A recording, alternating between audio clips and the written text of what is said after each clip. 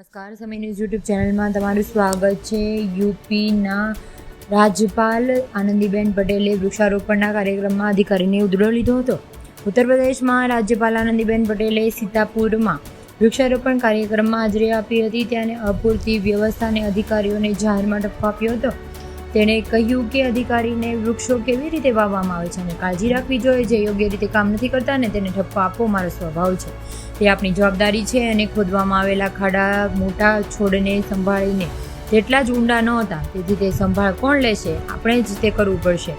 આવી રીતે કહેવામાં આવ્યું હતું. ત્યારબાદ તેણે કહ્યું કે વૃક્ષો કેવી રીતે યોગ્ય રીતે વાવવા તે અંગેની સ્પષ્ટ નોંધણી કરી.